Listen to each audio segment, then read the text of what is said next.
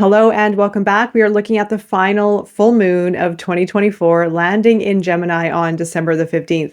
Now, first, we're going to look at the differences between Sagittarius and Gemini as they oppose each other on the zodiac calendar. Also, I'm going to touch a little bit on numerology, but specifically the archetype of Gemini pertaining to the full moon. First, I'd like to also announce the moon group in WhatsApp. Make sure to join. It's going to be a beautiful community to follow the lunar cycles. I will be guiding you through the phases as we move along. Plus, you will receive a free full or new or both journals when you join. They are free to download, and it's a beautiful community. You can share your experiences through the lunar cycles. You'll learn a bit more. You'll connect with other people. The link is below, and yes, it is free. So first of all, going into the polarization of Gemini versus Sagittarius, as we are in Sagittarius season, we are slowly going to be moving into another season after the full moon, which I will be addressing as well, the black moon, if you have heard of it already, coming up as the second new moon at the end of this month.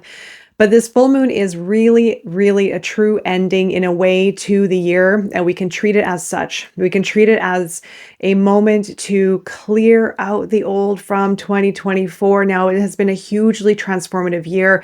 This month is in December is when we get to look back, when we truly get to look back. There are a few pivotal points throughout the year from an astrological standpoint where we can look back if it is the end of a zodiac calendar, say, for example, Pisces season or the full moon in Pisces.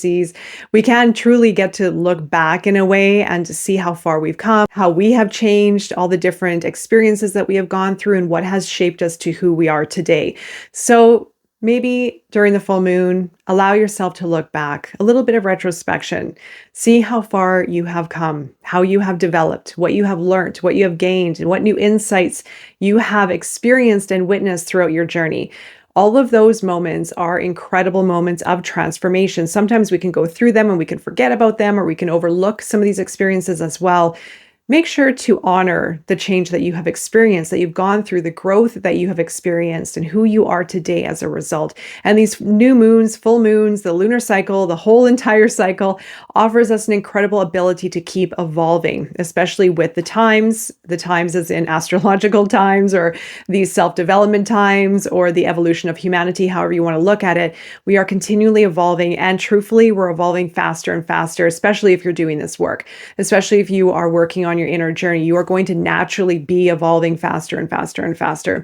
So I've also been noticing this. If you are part of the hive, there are a lot of people here who are going through very similar experiences. And I truly feel that in these types of communities, we can see each other's growth and support each other's growth. So again, don't forget to join into the hive. The link is going to be below. But regardless of your journey, wherever you are, take note of how far you've come. What have you gone through? What challenges have you overcome? What adversities have you faced and risen above? Or what adversities or even challenges have shaped you to who you are today?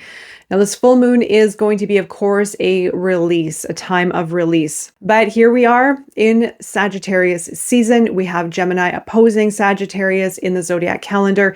Gemini is of the details. Sagittarius is of the bigger picture. Gemini is more of the rational thought. Sagittarius is more of the spirit, or maybe even emotion, if you want to tie it into that.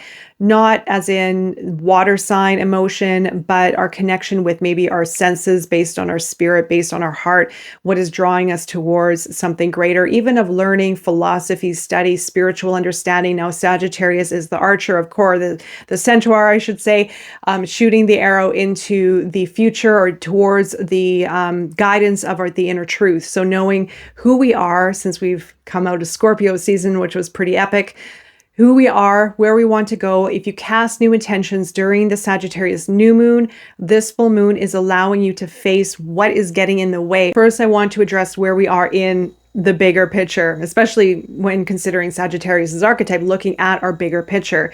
So again, we had Scorpio season. I addressed this already. We had the new moon in Scorpio, full moon in Taurus last month.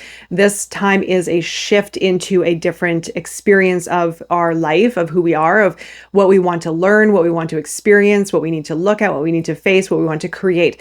So during the new moon in Sagittarius, if you set new intentions, you may have set new intentions about a new path forward. There was incredible energy during the new moon. There was a lot of opening, there was a lot of shifting, there was a lot of big energy during that new moon, I felt, and a lot of other people who I was speaking with. So if you set intentions during the new moon of maybe a new direction or what you want to create or where you want to go, or even just simply being open to experiences and being open to the universe to give those synchronicities and those nudges to guide you, then you set course in some kind of way. Now, this full moon in Gemini allows you to release what could be getting in the way. Maybe after, sometimes we get into the vision of our future, we start to get excited. And then after a little bit of time comes in, our false beliefs come up, or we start to get in the way, or we start to have fear, we feel stuck, or there's uncertainty. That's completely normal. This is the ebb and flow of this process. We set an intention, we get clear, and then we have to face our shadow. And that's what this full moon is offering us. So you may have had an epiphany, a bit of an awakening, a realization, new opportunities, maybe doors opening, new ideas, and then all of a sudden sort of like this maybe uncomfortableness or maybe uncertainty or a push and pull. We have the dualities of Gemini to face in this full moon. So as I mentioned, Sagittarius, bigger picture, the higher mind, also connected with the higher self, our inner truth, philosophy, spiritual studies, expansiveness, adventure, being open to experiences and learning through experiences, learning through different ways of teaching ourselves, experiential learning. Gemini is of the lower mind, not that it is greater or lesser. It is lower mind as in the mind, the intellectual mind, analytical processing, studying, reading, researching, communication. So Gemini is an excellent communicator, excellent for learning. Again, really good with community, really good for communication, really good for creating. So you can use this full moon also as a way to look at where maybe there are blocks towards learning, or maybe even stuckness or lack of confidence with expressing self or learning something that you want to learn in order to maybe share it with the world in some kind of form.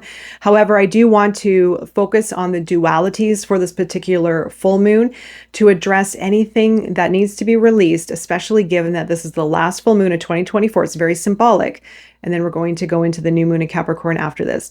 So treat this as kind of a bit of a last ditch effort. What really needs to go? Where can you address some dualities where you might be pulled into different directions? Now I'm going to go over some dualities you can look at as an example, but I highly recommend taking some time during the full moon to set time aside and understand where maybe dualities might be playing in your life. Also, where could there maybe be fear or scatteredness around maybe learning, maybe committing to your practice, maybe committing to your goals, maybe committing to study, or committing to what you want to do regarding maybe teaching or expressing or communicating in some kind of way. Before I get into these duality samples, I want to also preface that dualities are important to integrate as a whole, meaning we don't have to necessarily separate from these dualities, pick one or the other.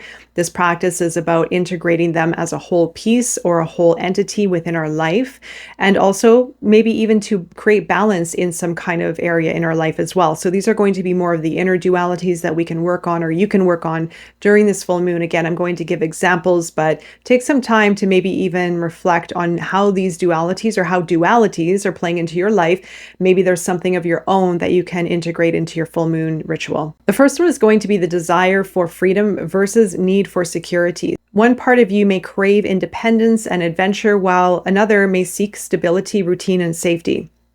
The tension between these desires can create confusion about whether to take risks or play it safe. The next one could be self-expression versus fear of judgment. This duality creates an internal struggle between being true to yourself and conforming to others' expectations. The other could be ambition versus contentment. The conflict between pushing forward for success and embracing commitment can cause stress and indecision. And the final one could be love for social connection versus need for solitude. This inner duality can make it difficult to find balance between engaging with the world and maintaining personal boundaries. So as I mentioned, dualities are an excellent component of our being to understand and to integrate for more balance and wholeness. So where are maybe some dualities holding you back or creating imbalances in your life, or preventing you from following your passion, following your inner truth, your guidance, and creating the manifestations that you set during the new moon in Sagittarius? So the full moon is all about release. It's all about paying attention to maybe these underlying unconscious or subconscious beliefs that we're holding on to that might be getting in our way. And in this case, it could be dualities, but it also could be fear, maybe of learning something new, expressing your voice, maybe being part of community or communicating in any kind of way. Or even if you want to apply it to Sagittarius's archetype of being free and liberated and going on adventures, or being open and trusting the universe and trusting your inner guidance. Are there any fears getting in the way? Are there any hesitations or any blocks or any resistance or maybe self-sabotage that could be coming to the surface? This full moon is going to be the perfect time to address it, to see it head on, and to let it go. So remember, this is the final full moon of 2024. So make it count. Set time aside for a ritual where you can clear the space. You can write your thoughts on paper of what you want to release, maybe addressing some of your deeper shadow components or unconscious limiting beliefs, what you would like to release, maybe burn the paper and let it go. And lastly, addressing numerology. So we are in a universal month number 11-2 for December. I did overlook the 11 in one of my last videos, and I was specifically speaking to the 2 in this video. I'm going to be addressing the 11 because it also is very important. And I feel last year we may have also landed on an 11 to end the year, but nonetheless, it is a significant number to end the year off, an 11-2. So 2 does represent relationships, partnerships, intuitiveness, sensitivity, and diplomacy, watching the emotions and creating meaningful, complementary relationships. And also, because we have Mercury in retrograde in Sagittarius, there have been a lot of heated arguments and tensions with people. If that is the case, and if it is what you're experiencing, use the 2, the diplomacy of 2, the emotional sensitivity of 2, to work through the relationship conflicts or difficulties with more diplomacy, with emotional maturity, and maybe even try to approach a difficulty from a different angle, maybe in a way that you haven't approached before, to smooth the relationship out, even so that it finds a better pace. So we can choose to be hot and heated and angry and spiteful and triggered. Well, we don't have a choice in being triggered. Trigger is going to naturally happen, but we have a choice in how we're going to react. If we take a pause, if we take a little bit of a moment, maybe look at the situation from a new perspective, not fall into typical patterns, and approach it maybe in a new way, maybe a gentler way, maybe a more mature way, maybe an emotional way, a softer way, maybe an empowering way. So we can choose in a moment how we deal with conflict and how we deal with interpersonal relationships. And remember that those people in your life are actors on your stage, and they are poking at things within you that need to be clear, that need to be released, that need to be acknowledged, that need to be seen, right? So this could be a little bit of a heated time with Mercury retrograde in Sagittarius, especially with confrontation and conflict and communication. So use the diplomacy of the 2 to bring that into these interpersonal relationships. But also remembering the 11 factor. 11 is the most intuitive number of all. It's the master number. It is the master visionary, where we get to connect with our higher self. We get to connect with our intuition. We may feel more sensitive right now. That is normal, and is very complementary for Sagittarius in that connecting with our higher truth, something more expansive, and our vision. So continue on with your vision for this month of what you want to be open for. We're opening up for a new year, a new frequency, a new experience.